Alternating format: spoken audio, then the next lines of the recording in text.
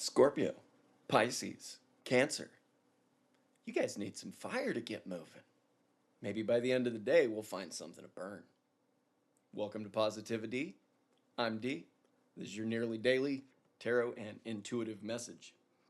Today, right away, we're speaking to some water signs. We've finally starting to get some water in our readings.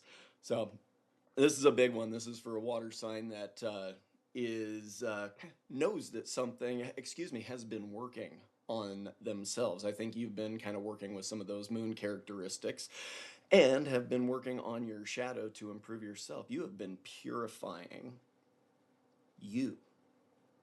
And I think you're on the verge of something. You've been dealing with going back and forth between finding your gifts and learning how to utilize them with each situation that you've been dealing with. I think you've been taking this kind of one by one step by one step, each piece of the puzzle at the time, or at a time.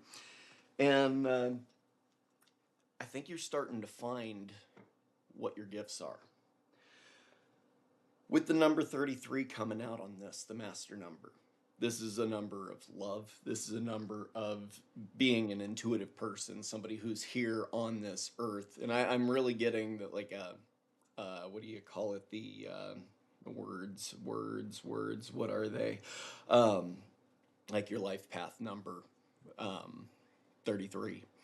And if that's the wrong word, insert the right word there. You know what I'm talking about. Words escape me in the morning sometimes. So there we go. But for those that identify with that, I think you're here to raise the frequency of Earth. You know, you are here to make a positive difference, and I think you are here to do that about no matter what. I think whether that costs you, I think it has costed you in the past. That's why we're in the ice right now. You are in your comfortable cave. Obviously, this gal is not in uncomfortable dress. She looks actually quite warm for being in a cave. And as somebody who's actually learned Arctic emergency camping, it's actually pretty decently warm in an ice cave, even a tiny little one like that. But what I'm seeing here is the horse, and I think this is representing your guides. This is the next part of your life, and this is going to be I think a big part, because you've been in sort of hibernation for a while, but I think you've been out. I think you've been, again, with these other cards, the animals and the pressure coming out. The animal card is the one that is specifically about using your gifts, utilizing your own gifts, finding them, and also taking time out in nature to find these gifts and to encourage these gifts for coming out. Because we all know, as I say, anytime these animal cards come out, the animals really do hold those frequencies that people that we in our skin suits are missing. And so the more you can get in touch with nature and animals, the more you are going to benefit from them. Uh, the other card that came out in the identification block, the further clarification, was the pressure, the transformation. And this one, when I look at this card, because it does talk about pressure and figuring out, it really, like, basically diamonds are formed under pressure. You can choose that the pressure is bad. You can choose that it's good. You can choose to learn from it. You can choose to be mad from it. And I think when these two cards, especially under the premise of the 33, is that you are approaching every situation from love. It may not look like that all the time, but I think you've probably had some struggles where you've had to know your truth, test your truth, and maybe refine that as you go, um,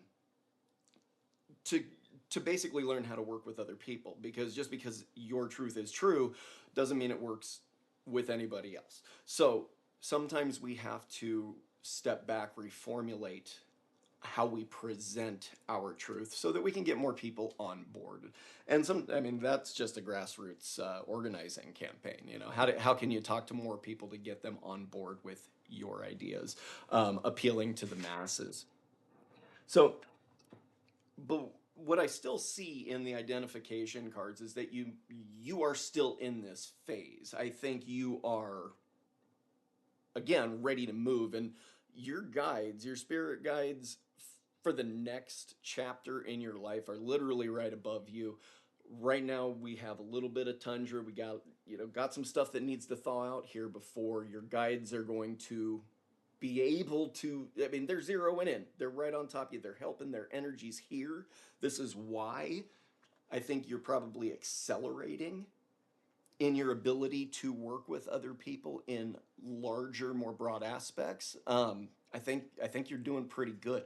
So keep doing what you're doing, um, because it is, no matter how it feels, you may be going through some fairly tough times right now, but I think you are on the right path. You are one of the few that are doing this life correctly, and I think you're doing it again with love, the one and only frequency that truly does like help everything.